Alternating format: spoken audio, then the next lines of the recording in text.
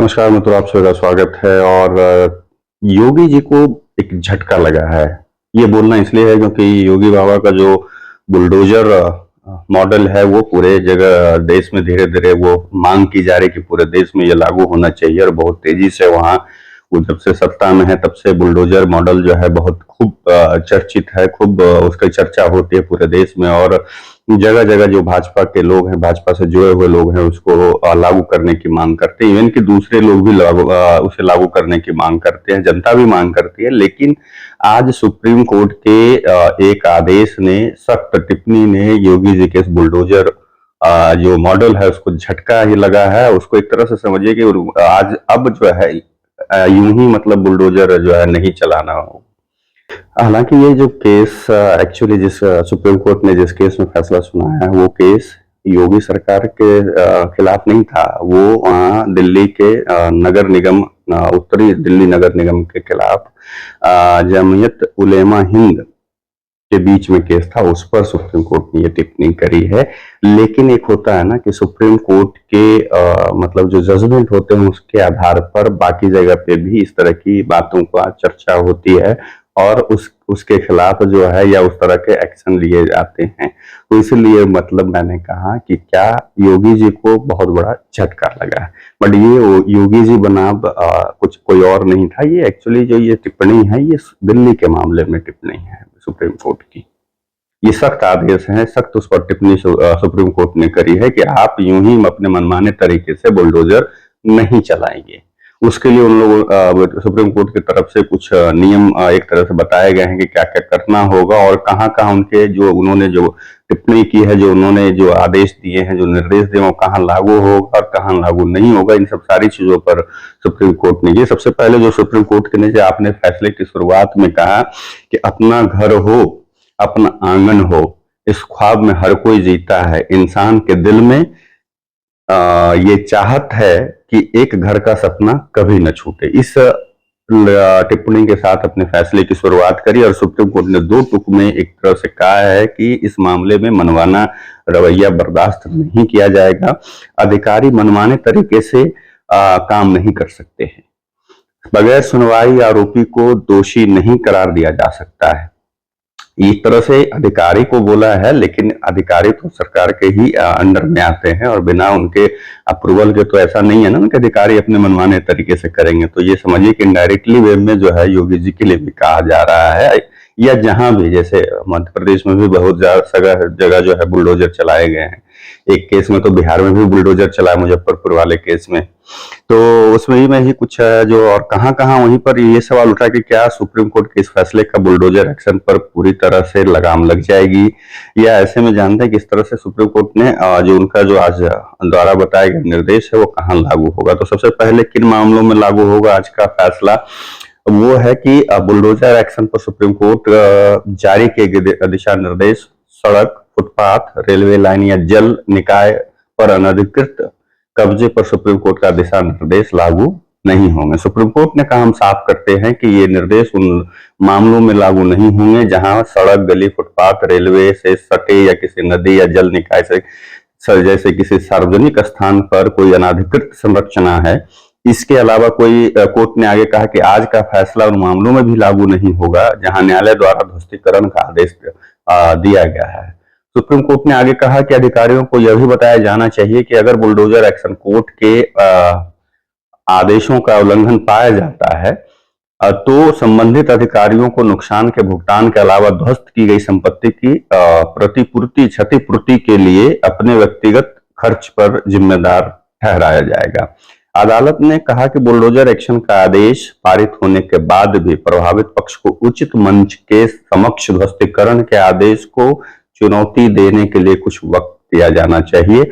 हमारा यह भी मानना है कि ऐसे मामलों में जो भी लोग ध्वस्तीकरण के आदेश का विरोध नहीं करना चाहते उन्हें खाली करने के लिए पर्याप्त वक्त दिया जाना चाहिए। सुप्रीम कोर्ट यह भी कहा कि महिलाओं, बच्चों, बुजुर्गों को रातों रात सड़कों पर घसीटते हुए देखना सुखद दृश्य नहीं है। ये अगर अधिकारी कुछ वक्त के लिए अपना हाथ थामे रहे तो उन पर कोई आपत्ति नहीं, आफत नहीं टूट पड़ेगी। साथ ही सुप्रीम कोर्ट ने ये भी मतलब जारी किया है कि इसमें अगर एक्शन लेना है तो क्या करना है और क्या नहीं करना है। उसमें क्या है, जैसे सबसे बड़ी है कि घर गिराने से 15 दिन पहले नोटिस दें, ये सुप्रीम कोर्ट का कहना है। नोटिस रजिस्टर्ड डाक से भेजना होगा। नोटिस में बताना होगा कि घर किस तरह से अवैध है। घर पर नोटिस चिपकाएं। नोटिस के बारे में डीएम को जानकारी दी जाए।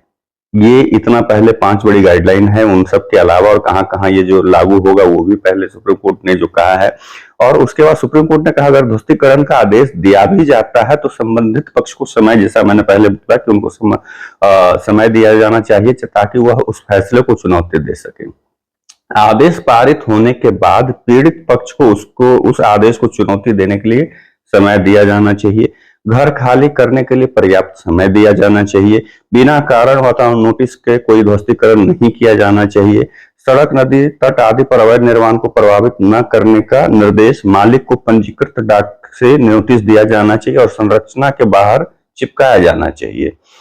इसके अलावा साथ ही ये भी है कि नोटिस की सेवा की तारीख से 15 दिन, नोटिस की सेवा के बाद कलेक्टर और जिला मजिस्ट्रेट द्वारा नोटिस भेजा जाना चाहिए। कलेक्टर और डीएम नगर पालिका भवनों आदि के ध्वस्तीकरण के लिए प्रभारी नोडल अधिकारी नियुक्त करेंगे।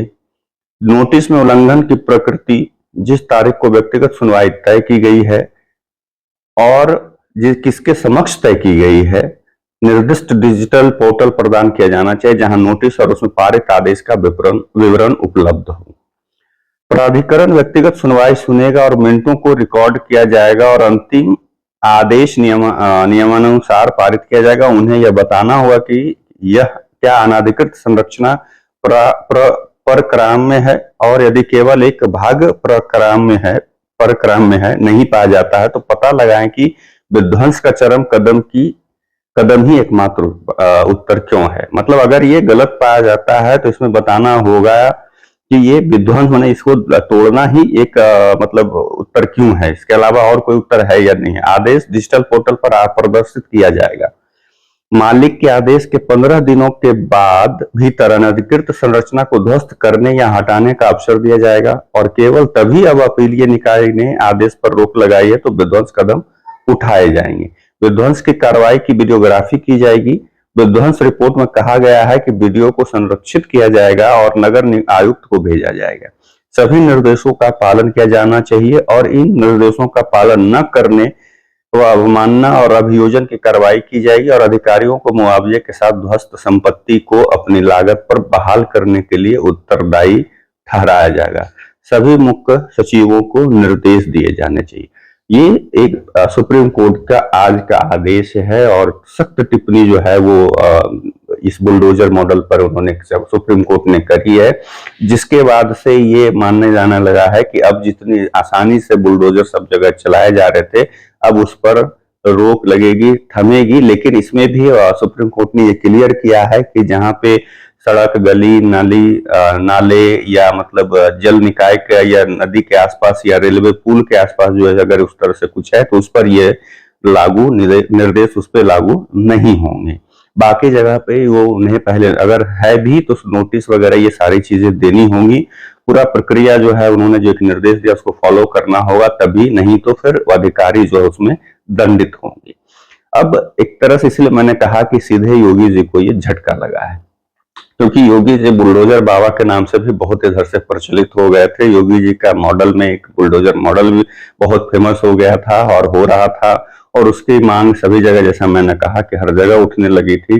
जिसके बाद उसके बाद अगर देखें तो ये बहुत बड़ा उनके लिए एक झटका है कि उनके योगी बाबा का जो मॉडल है उसके लिए एक कड़ी टिप्पणी जो सुप्रीम कोर्ट ने करी है वो उनको सोचने पे मजबूर किया है कि हाँ भाई ये आप जितनी जो बाबा कहते थे कि हाँ सब जगह कि जो ऐसा होगा तो हम उसका घर जो है वो उसको मिट्टी में मिला देंगे। अब इन सब चीजों पे शायद लगता है कि अब थोड़ी रोक लगेगी, लगाम लगेगी।